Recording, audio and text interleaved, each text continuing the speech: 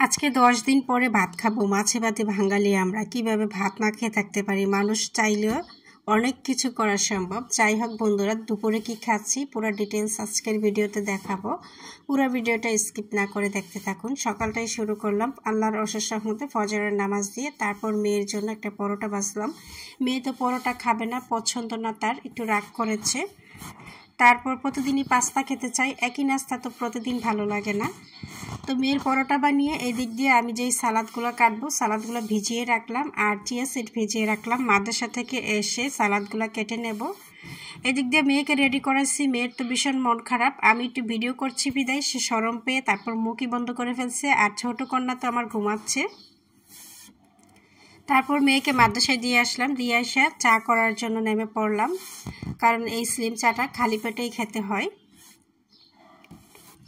Slim চা করছি, আর slim চা করার পরেই সালাদগুলো কেটে নেব। আসলে একটার পরে একটা কাজ রেডি থাকে, এত কাজ যে কোথায় থেকে আসলো। আর অনেক মানুষের নাকি আমি শুনি যে তার টাইমই পাস হয় না। তার টাইমগুলো যদি আমাকে দিয়ে দিত তাইলে মনে হয় আমার কাজগুলো আমি রিল্যাক্স করতে পারতাম। তো যাই হোক বন্ধুরা, আপনারা যারা যারা আমার ভিডিওটা ধৈর্য ধরে ফেসবুক পেজ থেকে দেখছেন, অনুরোধ করছি ফলো দিয়ে সাথে থাকার জন্য। আর যারা ইউটিউব থেকে দেখছেন, অনুরোধ করছি আমার চ্যানেলটিকে সাবস্ক্রাইব করে দেওয়ার জন্য। তারপর সালাদগুলো কেটে নিচ্ছি। আবার এখানে 3 বেলার সালাদ কেটে নিচ্ছি বেশি বেশি করে, কারণ বেলায় বেলায় সালাদ কাটার মতো টাইমও আমি পাচ্ছি না। টাইম এখন আমার আমি টাইমের গোলাম হয়ে গেছি। টাইমের সাথে সাথে আমার দৌড়াইতে হয়। একটা সময় মনে হয়েছিল যে টাইম আমার গোলাম ছিল, টাইম চাই না কেন চাই না কেন। এখন টাইমের সাথে আমি পাইরেই উঠতেছি না। যাই হোক, সালাদগুলো কাইটা এখন 3 ভাগ করে নিচ্ছি, 2 ভাগ ফ্রিজে রেখে দেবো। আজকে সারাদিনের সালাদ আর 1 ভাগ এখন খাবো। সালাদগুলো কেটে নাস্তা রেডি করতে গেলাম। 2টা ডিম ভাজলাম। তো 2টা ডিম ভেজে নিচ্ছি, একটা আমার ছোটো কন্যার জন্য। আমার ছোটো কন্যা আমার সাথে ঘি দিয়ে ভাজা ডিম খেতে অনেক পছন্দ করে। আর বড় কন্যা তো ডিম খেতে কোনোভাবেই পছন্দ করে না, মাইরা ধইরা ধমকাইয়া একটু একটু খাওয়াইতে হয়। আর 1 মুষ্টি বাদাম ভেজে নিচ্ছি। আমি এখন যেই সালাদটা খাবো এই সালাদের মধ্যে একটু লেবুর রস আর হিমালয় পিঙ্ক সল্ট দিচ্ছি। আর যেটা ফ্রিজে রাখছি সেটার মধ্যে কিন্তু লেবুর রস এবং পিঙ্ক সল্ট দেই নাই, দিলে কিন্তু নষ্ট হয়ে যাবে তাই। আর এখন নাস্তা রেডি করে নিলাম, সালাদ, বাদাম, ডিম আর হচ্ছে চিয়া সিড। চিয়া সিডের সাথে লবণ এবং হিমালয় পিঙ্ক সল্ট মিলিয়ে নিয়েছি। আরিশা, আমরা মা মেয়েরা তুমি কি খাইতে ভালোবাসো? মেয়ে কি খেতে পছন্দ করে শুনুন। আমি সালাদ, সালাদ, আমি এটা পছন্দ করি, আমি বাদাম পছন্দ করি। পাকনা বুড়িটা বুঝে যে আমি ভিডিও করব, তাই আমাকে বলে হিজাব পরিয়ে দাও। সে নিজে থেকেই বলে হিজাব পরিয়ে দাও। আবার আচ্ছা শোনো, তুমি বলে আমাকে কেমন লাগে? কেমন লাগে? তোমাকে বিউটিফুল লাগে। আচ্ছা শোনো, তোমার দেশের নাম কি? আলহামদুলিল্লাহ, আমার মেয়ে 2 কন্যাকে নিয়ে সংসার বলো বাংলাদেশ। সবাই দোয়া করবে। বাংলাদেশ। তাই চলো আমরা খাওয়া স্টার্ট করি। দুনো মা মেয়ে নাস্তা করে তারপর দুপুরে রান্নার জন্য মাছ ভিজিয়ে রেখেছি। এখানে 4 পিস মাছ আছে, টোনা মাছ। টোনা মাছ আবার আমার বড় মেয়ের অনেক পছন্দ। ছোট মেয়ে আবার তার বড় বোনকে দেখে একটু একটু খায়, বেশি একটা পছন্দ বোঝে না। আর রান্না করব লাল শাক, লাল শাকও কেটে নিয়েছি। আর টমেটো আর একটা আলু দিয়ে রান্না করব মাছগুলি। তো আলুটা একটা বড় সাইজের নিয়েছি। তো রান্না করার জন্য শুরুতেই বসিয়ে দিলাম। এখন শাকটা রান্না করে নেব। ছোট চিংড়ি মাছ দিয়ে শাক রান্না করে নিচ্ছি।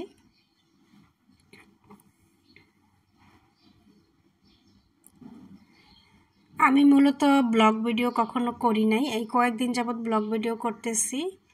আসলে কি থেকে কি করব বুঝতেই পারি না, কোনটা শেয়ার করব কোনটা শেয়ার করব না। মানুষ তো অনেক সুন্দর করে লাইফস্টাইল শেয়ার করতে পারে। আসলে অনেকের ভিতরে অনেক বেশি সুন্দর প্রতিভা থাকে, আমার ভিতরে আসলে তেমন কোনো প্রতিভা নাই। যাই হোক, আমার ভিডিও যদি সুন্দর না হয় বন্ধুরা ক্ষমার দৃষ্টিকোণ থেকে দেখবেন।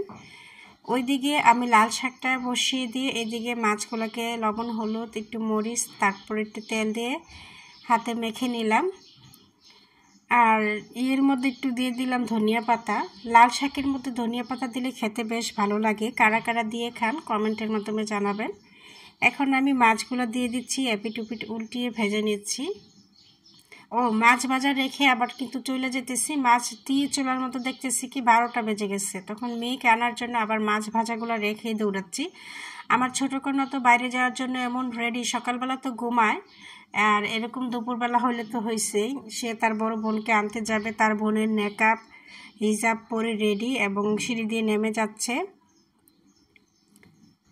আবার বাইরে যাবে, আবার কুলে নিতে হবে, হাঁটবে না। তারপর মেয়েকে নিয়ে আসলাম, নিয়ে আসার পর আবার মাছের চুলার মধ্যে মাছের চুলা ধরিয়ে দিলাম, মানে মাছগুলো ভেজে নিলাম। এই প্যানের মধ্যেই মাছ ছিল, শুধু চুলা অফ করে চলে গিয়েছিলাম। এখন মাছ ভাজার তেলটা দিয়ে মাছটা রান্না করব। অল্প পরিমাণে একটু তেল দেব, আর সাথে একটা বড় আলু দিয়ে দিলাম। এই বড় আলু দিলে আমার 2 মেয়েকে খাওয়াইতে সুবিধা হয় ভাত মাখাইয়া। খুবই সিম্পলভাবে রান্নাটি করতেছি। আজকে একটু ভাত খাবো বিদায় একটু সুন্দর করে রান্না করতেছি, কারণ ভাত খাওয়ার তরকারি যদি একটু টেস্ট না হয় তাহলে কিন্তু ভাত খাওয়া যায় না। আর এমনিতে যদি ডায়েটে শুধু তরকারি খাই তাহলে সেই তরকারি আমি লবণ দিয়ে সিদ্ধ করেও খেতে পারি, প্রবলেম নাই। কারণ তরকারি যদি বেশি মজা হয় তাহলেই তো ভাত খাওয়ার দিকে আমার আকর্ষণ বেড়ে যাবে। এখন শুধু টেস্টের চেয়ে বেশি আমি প্রাধান্য দিচ্ছি কিভাবে খাবারটা হেলদি রাখা যায়। কারণ মুখের টেস্টের জন্য আমরা বাঙালিরা প্রতিনিয়ত নিজের শরীরের ক্ষতি করছি। মুখে মজা লাগার জন্য যত সব লোভনীয় রান্নাবান্না করছি আর খাচ্ছি, আর শরীরের 12টা বাজিয়ে দিচ্ছি। প্রত্যেকটা মানুষেরই নিজের শরীরের যত্ন নেওয়া উচিত।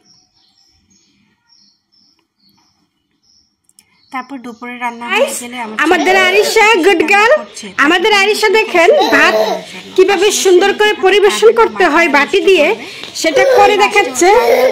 বসে বসে করো করো করো, আগে তো করো, এবং পরিবেশন নাকি এখন তুমি পরিবেশন করো, পরিবেশন করো। তারপরে যে ছোট বাটি দিয়ে তাকে ভাত পরিবেশন করে এই যে করো, এখন প্লেট উঠাও, ছোট বাটি উঠাও। দিলাম না, এই তো বাহ, দেখতে পাচ্ছেন গাইস আরিশা কিভাবে উঠাইছে। ওয়াও, হ্যালো গাইস, আরিশাকে মাছ দেওয়া হচ্ছে। হ্যালো গাইস, আরিশাকে এই যে মাছ দিয়েছি, এই যে কি সুন্দর মজার মাছ দেওয়া হচ্ছে। আরিশা ভালোবাসে, আরিশা পটেটো ভালোবাসে।